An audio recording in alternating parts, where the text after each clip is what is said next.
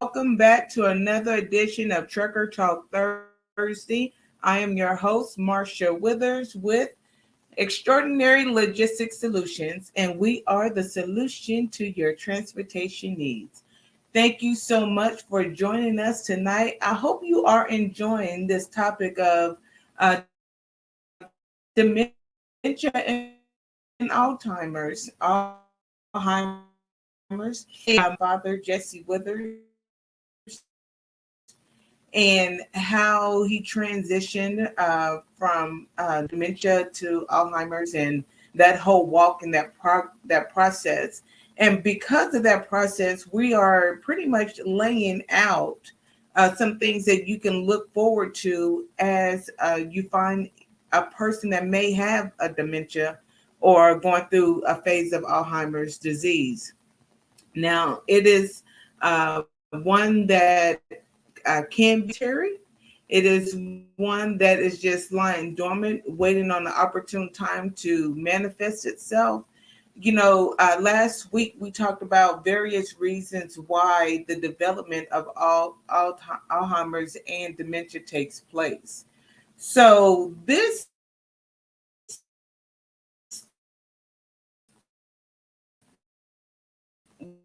week we're going to discuss the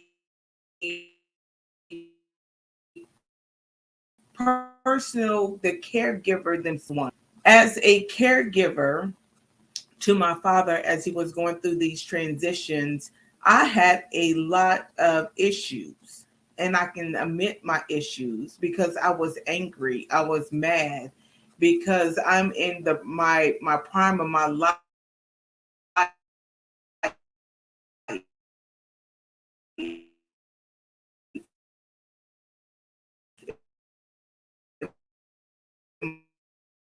My 20s, and my father doing some things tonight,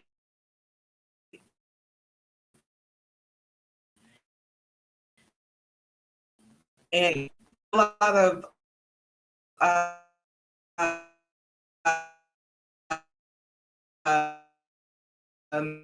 issues going on. I was frustrated,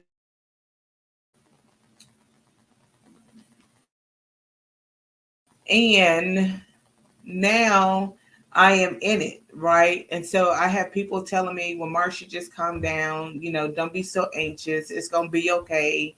We're going to get through this.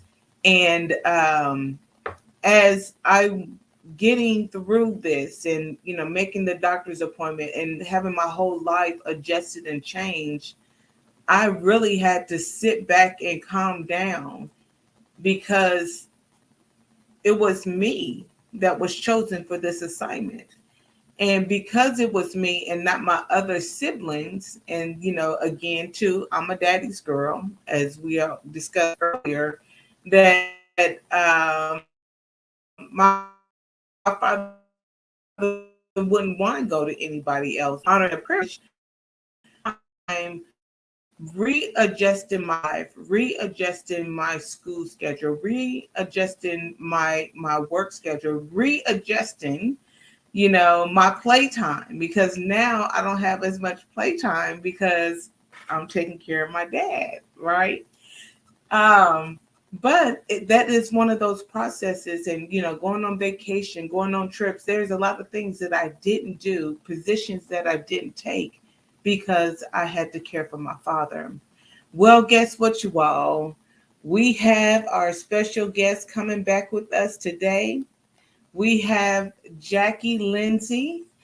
She's joining us again for round two of Trucker Talk Thursday as we go through the phases of a caregiver, one actually that has dementia or Alzheimer's, and even some of the activities they can participate in. I know, and I told you all earlier that I took my father to an adult daycare center, and they have various activities for him to participate in. So I wanted to open up, and now I'm going to present the floor to you, Miss Jackie. How are you doing this evening? Doing fine, Marcia. So glad to be here again. Thank you for allowing me to come. You had mentioned that you start Yes. off with you were taking your father to adult day service, right? Okay. And that works. Every Yes. caregiver is different. And what one does and what works doesn't always work for someone else. I know I have a caregiver, and she took her dad to adult day service. And it took a while for her to get there, but she did. And the interesting thing about it was for him to enjoy himself there, he could not be a participant, he had to be a volunteer. And so, with the knowledge that he was going to be a volunteer, he was fine with it. Okay. Now, during the course of the day, not all of the staff knew that he was supposed to be a volunteer there. So they started treating him Uh-huh. as though he was one of the participants.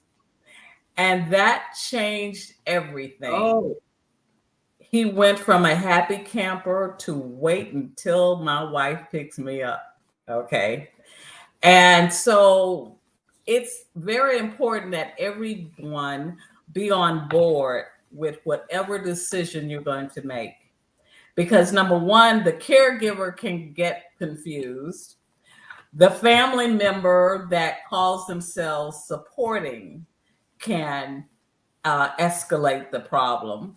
And then if you're taking them to a center that says, yes, they can be a volunteer, we'll treat them like a volunteer and let them have the responsibilities. But if everyone doesn't know about it, then that's where the confusion comes. And the loved one is the one that suffers because they get upset and then they're not going to want to come again. So therefore, we're starting all over. The caregiver still needs help. The person with dementia is not going to go back because they're upset, and it could have worked out perfectly. So the point I'm trying to make is so important that everyone that's going to be involved be on the same page. And if you can do that, you can successfully help the caregiver get the rest that they need and have the person with the dementia hey feel as Jackie, though I'm gonna he's have to end the valuable. recording and start over. Oh, okay.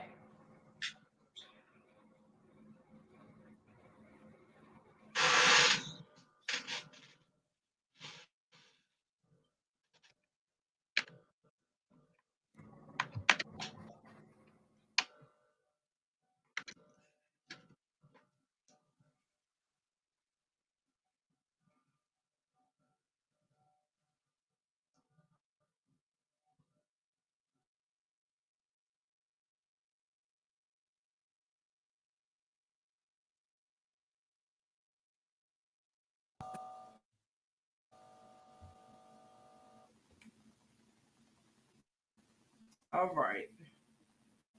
Can you hear me? Yes.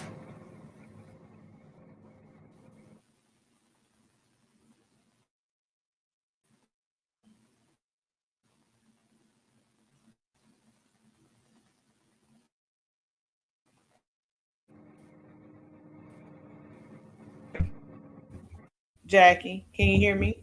Yes. Yes, I can. Okay. So I have to go back in and cut all that out. So Okay. if you can start back with every caregiver is different and go through that Okay. story so I can, Okay. it can go back in. Okay.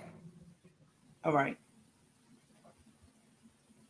Well, you have to understand that each caregiver is different, and you're going to have to apply activities that they can be involved in, that they can have an opportunity to get rest, and the person with the disease is able to have their time of development and independence. And so, with the example of adult day service, it's so important that both the caregiver and the person with dementia have the same expectations of success. And then when you're dealing with the agency, that they understand the person with the dementia and what will keep them calm and contented, and also help the caregiver have that time that they need without having to keep calling or getting a text, here's a question, there's a question. So anyway, with this particular caregiver, she had already worked out a plan in which the daycare understood he had to be a volunteer because he had to feel he was in charge. If he felt like he was supposed to be one of the residents there, or those that are being cared for, then he wasn't going to stay. So they agreed, but they didn't talk to everyone on staff that would be there when he was coming. So as a result of that, it started off great. He was helping in every way. He felt great. It was wonderful. And then they came and brought him some food to eat in a little bitty tray, and the food was in a cup, and they treated, now eat your food, and then he changed. And he was wondering, well, when is my wife coming? When is my wife coming? And then they had to keep texting her. So it turned out not to be a great thing for her. And it wasn't her fault and it wasn't his fault, but the staff had to know. And that was a part of where things didn't go as planned. So whether it is where you're going to have him to spend his time in the daytime, or whether or not it's going to be in your home and you're going to organize things, everyone has to be on the same track. And so family members, they tend to want to do things their way, yes, instead of the way the caregiver wants it to go. And then that can balloon up and explode in your face. And that has happened also. So for those that are concerned about the caregiver, hear them when they're talking. Understand what they're going through. This is not a time for you to use your creativity to help work things out, but to follow the instructions, because she knows the person she's caring for better than the people that think they know. And they have to realize this is not the same person in a sense of how he thinks that you're used to. So you're going to have to get on his level of where he is and adapt things in such a way that he's content, she can be content, and they can still work together. Things may become a lot more simplified than they were before, but we don't want complicated, because then he doesn't understand, he gets frustrated, he shuts down, or he can become verbal and sometimes verbally abusive and demanding that you don't talk to me this way, you don't treat me this way. And so it's important to listen to the caregiver. But friends, family can be the best help that a caregiver can have.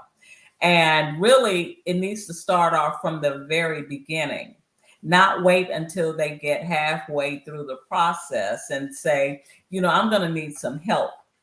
If you start off in the beginning and it is explained to family members and friends and sometimes neighbors, neighbors can be the best asset. It just depends on how that relationship is. And bringing them into the situation to understand this is where we are, this is what's going on, and this is the best way that has been recommended that we try to keep him calm, contented, and in a state in which he is adaptable to what's happening. And when you have that conversation, then it's good to have responsibilities that you allow those that fit that capability to do. Like you might have one that's in charge of, okay, he can't cut the grass now. So maybe one of the brothers, uncles, or someone can cut the grass. And you want to make sure it's compatible to what they can do. Now, if this particular person doesn't cut his own grass, you really don't want him coming over to cut your grass. Or, or if you want to put the financial responsibility on one of the sisters or brothers or uncles or whoever you want it to go to, you have to make sure that that person can take care of it, not just because they're a nice person, but if they never have any money and they're always in the hole and the negative and saying, I want to cover this check before it bounces, you don't want them taking care of your finances. Mm-hmm. So understanding from the perspective, how are they doing with their responsibilities? And if they're doing a good job, then you can relay that over to, oh, that's a nice fit. And also to keep in mind, who does he enjoy being with? Who he enjoys being with versus who wants to be with him can be two different things. So compatibility is so important with responsibility, and then understanding where he is. You know, you don't keep going, you remembered, did you forget? You know, why don't you remember? You know, you remember when we did this? You know, if he could remember, he wouldn't have to be reminded. Okay. So Right. so the language of how you talk to the person has to change. That means you have to be where they are. If they enjoy, if they're contented talking about the past when you're with them, talk about the past. Don't Mm-hmm. bring them up to, oh, now this is going on and that, and you have to know the individual because it's not set in stone. It's a situation where you have to adapt to that individual. And if the individual is one, they want to stay in the present as much as possible, stay there. If they only are comfortable in the past, then stay there. And the list goes on of what they like to do, where Okay. they like to go, you know, so just adapting to what they enjoy. You know, I was speaking to a friend of mine. I haven't talked to her in years, and her and her husband is taking care of one of his sisters right now.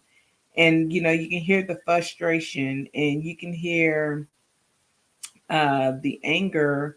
And we talked about anger on our last show. We were closing out on anger.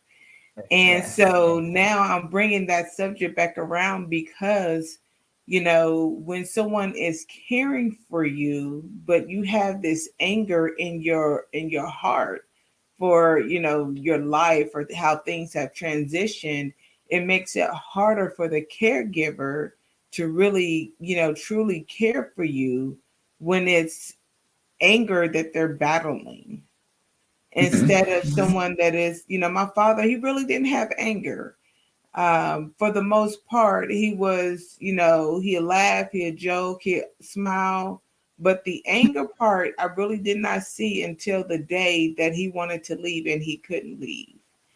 And that was like a fierce anger, and maybe he was mad or upset, and it just built up to that particular point. But in this particular scenario, you know, life had changed for this person. And so now, you know, the caregiver is kind of like, I'm fed up. You know, this is not my duty. This is not my responsibility. But I am doing this because I have love for my husband. I have love for his family. I have this love. But, you know, in all honesty, this is not what I signed up for, right? No one really signs up for to take care of a dementia patient, you know, unless you're specifically have a job that says, okay, these are the patients that you're seeing today, and this patient has this patient has that. You don't want to do this, you can do that. But when you don't sign up for that, you don't go to school and get the degrees and to work with those type of patients or loved ones, it's a little bit tasking. And so with last week us talking about the loved one having the anger, there was two things: the loved one having the anger, and then the second part was the healing effect of how, you know, the body can heal itself. over a period of time, if we allow it with the right nutrition, with the rest that we need, and the things that we really input into our minds. And so I really want you to talk about those two things: the anger, addressing the anger, why they could be, anger based upon, your experience.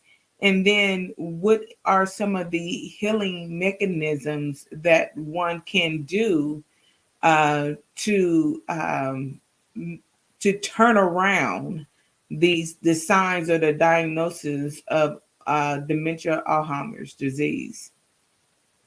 All right. One of the first things that I recommend when a caregiver comes, and first you have to let them get everything out of themselves. Okay. They have to be able to express themselves of all the frustrations because they haven't been able to do that in the past.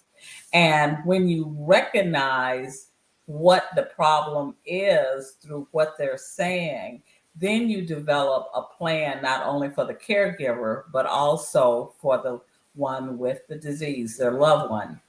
And what is so important when you recognize there is anger and you mention it yourself, that because this isn't what they signed up for. No, it's not. But when you find out that that person truly loves them, then that means that they have taken on more than they would normally have. And they don't understand the fact that, look, you don't have to do this all by yourself.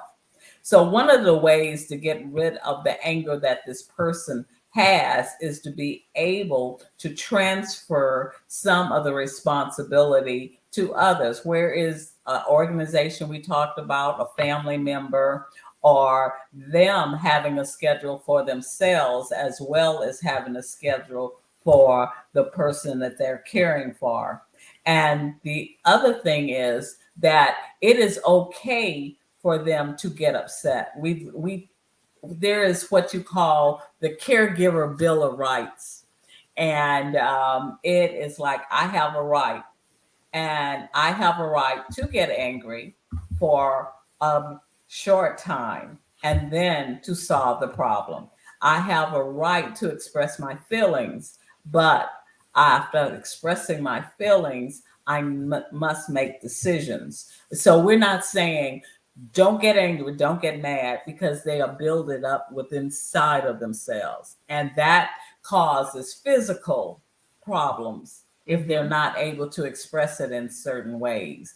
Now, what we encourage them to do is to write down the things that they enjoy doing, or either mention the things that they enjoy doing and make it a part of their schedule. And the first thing they're going to say is, I don't have time to do this because I got to take him this prayer and that place. And so it's, you help them think.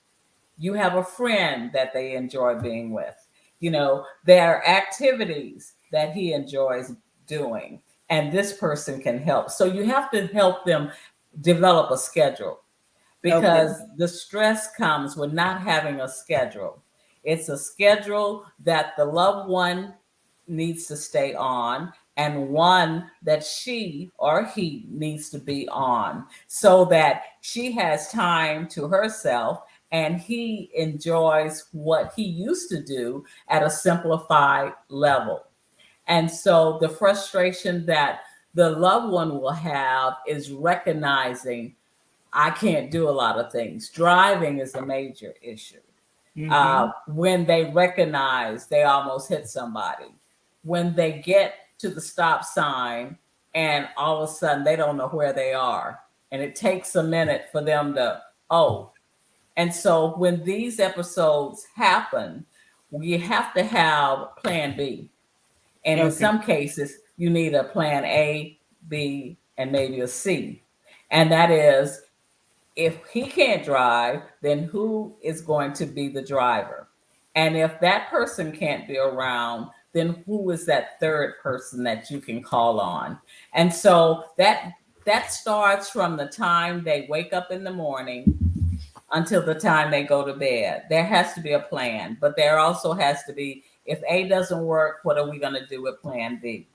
And if her A and B doesn't work, what are you going to do?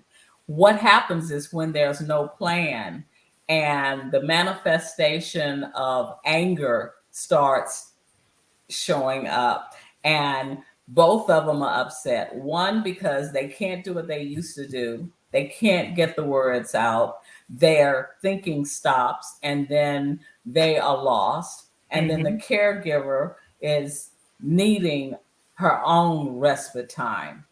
So giving them the opportunity to be able to come up with a plan. And it usually takes a third person to help them think, to help them recognize. And the other part about the anger, when a caregiver recognizes that anger is causing her harm, he or she harm, then they think they really face the fact, I need help and I need to do something. And then they look at, I'm not eating right. I'm not sleeping. I almost let him go out the door and because I fell asleep. And because of these things, we talk about what could happen, be prepared for this to happen, and this is where you need the help. Now, with the way I train caregivers as far as taking care of themselves and their loved one, I said, when you wake up in the morning, if you don't always already have praise and worship music going on, you need to keep it on or turn it on in the morning. What we have discovered is that music, especially praise and worship music, calms the person with the disease down as well as the caregiver. Now, the caregivers tell you, oh, they don't like that music. No, they never liked the music. And then when they hear it, the person hears it, then all of a sudden they do get calm and they are listening to it because it's something that they need. They have this anger and don't know what to do with it. And so worship music brings that anger down. It brings them to a point that they are calm. Now, it may not last the whole day, but that means you have activities. Okay. And you have to allow the person with the disease to be able to take care of themselves as much as possible. When a caregiver overdoes it, that upsets the person with dementia. There has to be that time. Now, I'm talking about people that love the Lord, okay, when they get up with praise and worship, when they get in their prayer time, reading the word and study time, it helps. And when the person cannot read all of the words, then the caregiver has to be that person that kicks in and starts the reading of the scripture or praying, allowing the person with dementia to do whatever they can do at that particular stage. So it's a working together. Caregiver has to plan. She has to be willing to adjust the plan. Oh, he's now not able to read the word. So I'm going to have to read it, and he can choose a song he likes, which is always the same one. So this helps them work together. And when it comes to preparing a meal, getting the person that has the disease to be able to do their part as far as setting the table, they need to be involved. They getting very angry comes when they don't know what to do. And so they need to be led in what to do so they're happy. And then making sure that the caregiver has that time of rest by inviting someone else to spend time with them. And that should at least be done several times a week at least. And one of the things is when you learn that the person you're caring for is extremely content when they get to see people praising God or even hearing the message or being able to respond because their memory is geared towards church, hearing the word, praising the Lord, that becomes a great part of what helps. And if that doesn't happen, then for the caregiver, they start having physical ailments in their body. And with those physical ailments, ulcers, stress, overeating, not sleeping, getting frustrated. It comes with not taking care of themselves. And historically, 66% of the caregivers, they end up passing before the person that they're caring for Oh because wow. they neglect themselves. And Mm-hmm. so they can't. That's a major thing. But you don't, like I mentioned earlier, you don't wait until you're halfway through it. If they can start off with a plan of involving friends, family, neighbors to be a part of it that the spouse enjoyed or like being around also, it can make the beginning to the end a lot more enjoyable. Now, if you're going on a route of reversing this, then that means you're going to have to change your lifestyle of eating, your lifestyle of being physically active, your lifestyle of what comes out of your mouth, okay, how you respond. It is a dramatic change that you have to make and to help the person with the disease make that change also. So you have to be creative. If you know they don't like certain things, you have to be creative in how you prepare it so they won't notice it's what they don't like. But it's good for their mind, it's good for their body, and it stimulates their thinking process or even the calmness that they have. So it means that you're going to have to do the things that we are taught in church to do. You know, meditate on the word day and night. You suddenly have to put these situations in place. You can't, it can no longer be something you quote, something you just say, but something that you're actually living. Yeah. And just to give you an example, there were two caregivers that their loved one were given calls by the nursing home that their loved one was passing away, and they may have 2 or 3 days. And so family from different states hadn't seen them, and even local families. So what they ended up doing is, well, I would get a call and the caregiver would say, Jackie, they're only giving my mom a couple of days. What am I going to do? This is a surprise. I thought she was doing well. Well, communion, I mean, the power of communion is powerful. Mm-hmm. And I said, have communion, take the Bible, read the Bible. And they did that. And the next day, this lady who hadn't talked, who wasn't supposed to live more than 2 or 3 days, she sat up, she ate a cookie, she was talking to her granddaughter, and it was a wonderful experience for her. Mm-hmm. Now, the thing that ended up happening is we had incorporated praise and worship, and the staff was willing to play praise and worship music, but it doesn't always work because some staff members don't know. And so it stopped the process. But she lives 6 to 7 weeks longer. But everyone had an opportunity to come and to enjoy their loved one in a positive way rather than being able to see them in a fetus position, not active at all. So God's word and the life that we live with Him can make the outcome a lot different than just regular care. And so, incorporating all of this throughout the process gives them more of a quality of life than one in which they are alone, they're upset, they're mad, and it eats away at them on the inside, and it can cause them to die or pass away a lot earlier than they normally would. And with that, it also affects the caregiver because they feel they didn't really do the part they should have.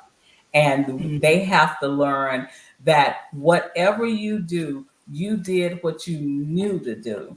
So there's no guilt. And so afterwards, there can be guilt unless they solve it from the beginning. All right.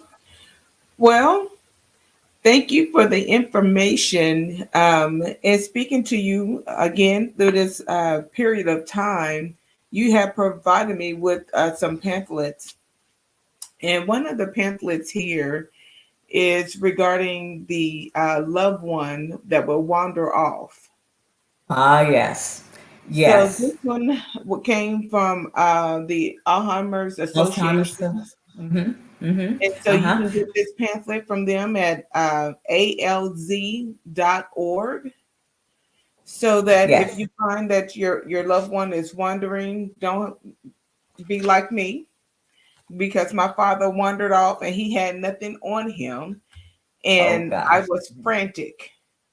So we Mhm. have that, and then Did I say one point about that? sure. When they wander, one of the things they have to recognize that if they end up wandering out the door, then they are 9 times out of 10 going to go in the direction in which they write.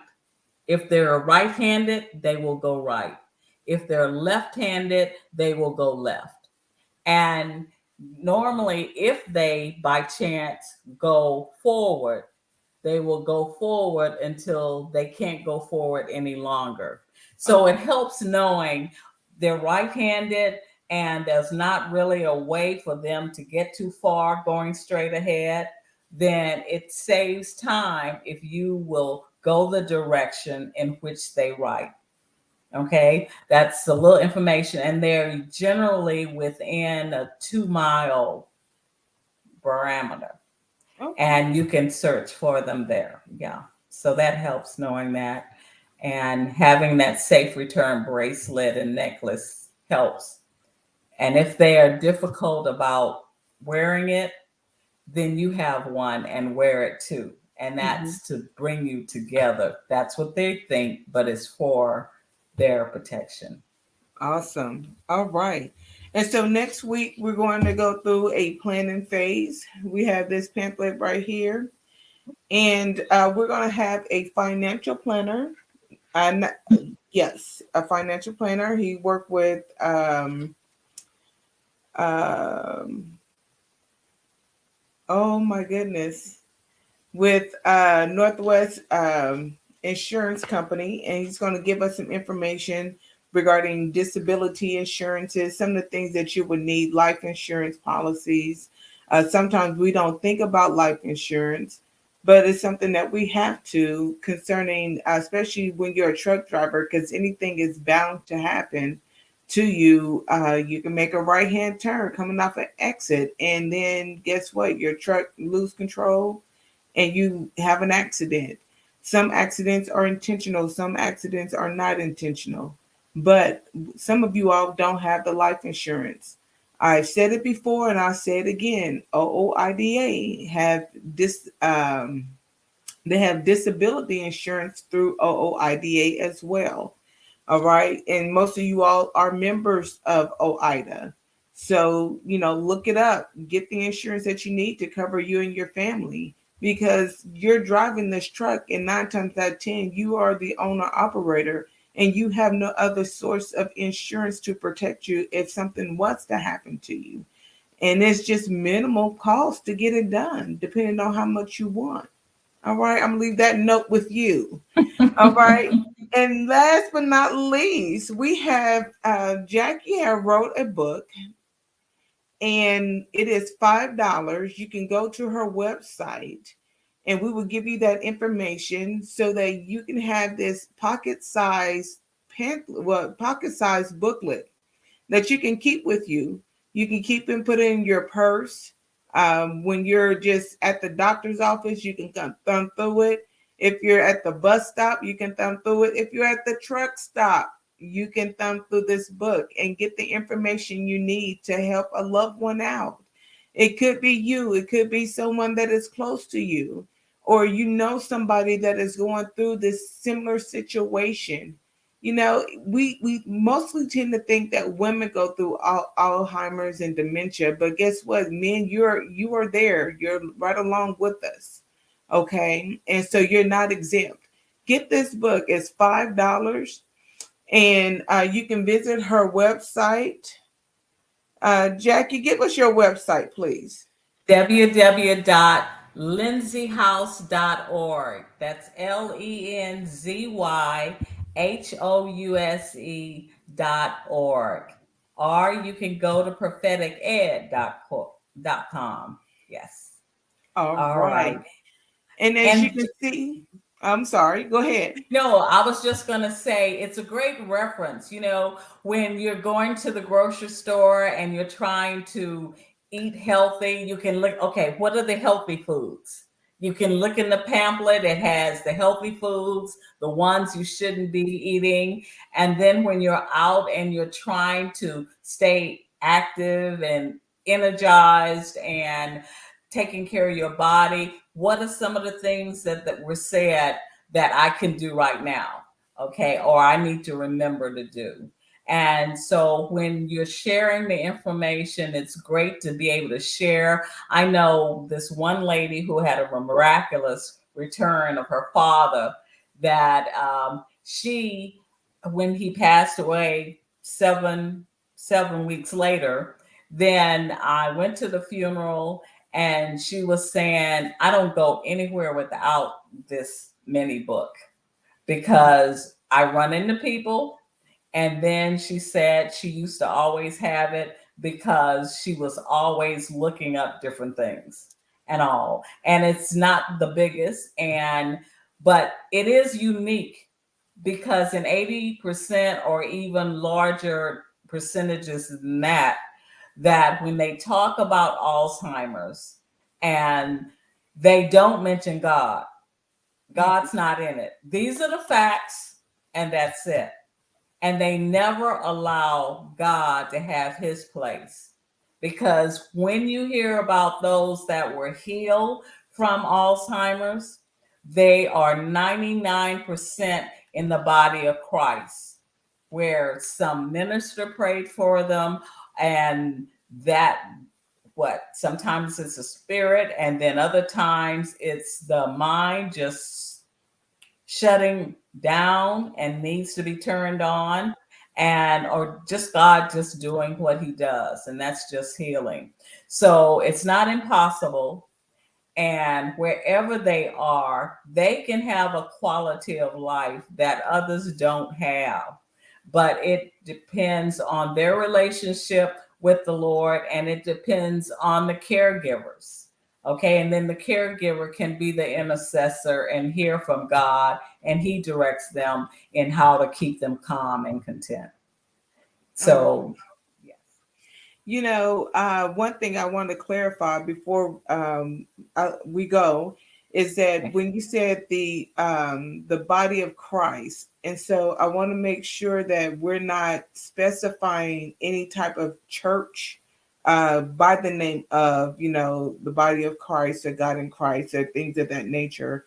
We're talking about a church body that you belong to, that you fellowship with, and you seeking the help of your pastor, your prophet, the apostle, the intercessors at your church to help you Right. get through this situation.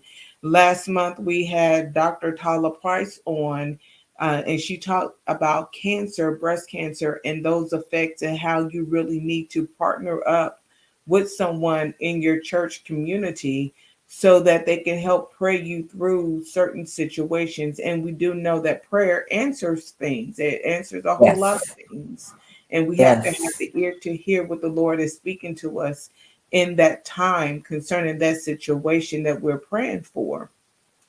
So I want to, really put that in there, and that Mhm. um, if you need a consultation, if you want to speak to Jackie Lindsay, and Jackie, I'm gonna let you go, but I'm gonna give your information so people can get in contact with you. Okay. Okay, thank you. I enjoyed myself, and I hope this helped and was available to help someone who needed it. And Once again, thank you for inviting me. Thank you. I appreciate you so much.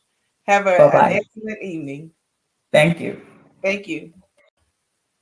All right. As you can see on the screen, we do have Miss Jackie Lindsay's phone number that you can call and get a consultation with her and get some information regarding dementia, Alzheimer's, and what experiences that you're having.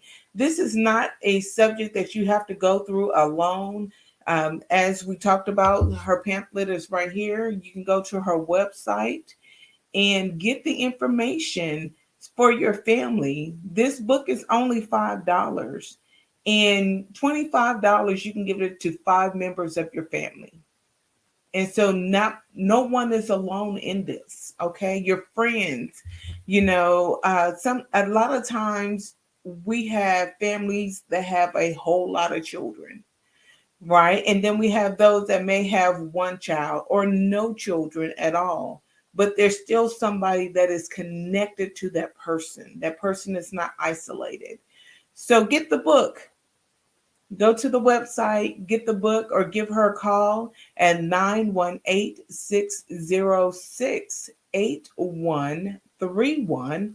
Or you can give her a call at 918-510-6062 for more information regarding the dementia Alzheimer's disease and caregivers, and as well as for the loved one.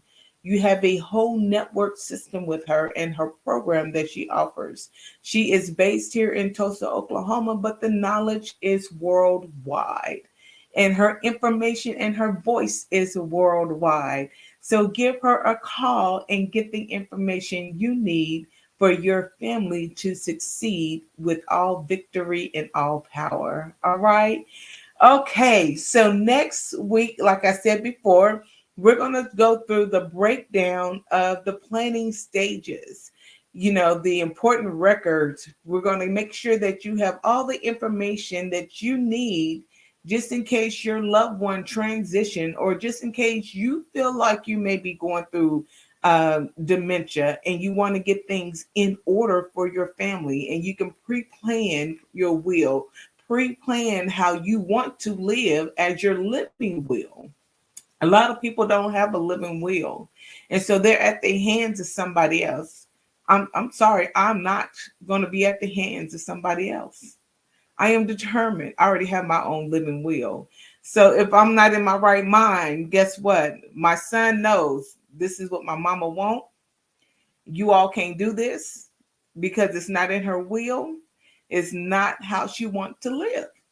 So, we have to think about those things. A lot of times we don't want to. We have to think about wills, estate planning, especially if you have a trucking company. Who's going to get your truck and trailer and your resources? Who's going to get that? Just because you're married don't necessarily mean that it's going to go to your wife. We have to think about these things because it's a business, right? It's a business. It's a literal business. So it's separate. So we have to think about how we're going to transition our business. Do we want our business to be a legacy for our children and our children's children? We have to think about those things. Okay. So that's going to be on next week. So that is Thanksgiving weekend, next Thanksgiving Thursday. And yes, we're going to be on the show Thanksgiving, because guess what? You're around your whole family on Thanksgiving for the most part, right? And so you can talk about these issues. You can talk about these things with your family to make sure that everybody's on the same page and nobody's left out. All right. Now we're getting ready to end our show, but before we go, if you are in need of dispatching services, give us a call.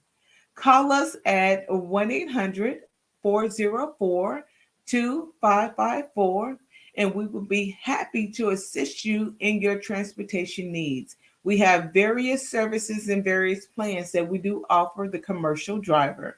All right, we work with drivers that have power only, flatbed, and now we're stepping into the container arena right now. Yes, so we're getting our research and our knowledge in the container industry and the dryage. All right. So give us a call, and we'd be more than happy to help you out. All right. And have a great day. Really sit back and enjoy life and have a fantastic day. We thank you so much for joining us here at Trucker Talk Thursday. If there is other topics that you would like for us to discuss later on, please let us know. You are never alone in any situation. And guess what? Just because you drive and sit behind the wheel, somebody's always thinking about you. And we want to share your voice. All right. So until then, you have a fabulous and fantastic day. Goodbye.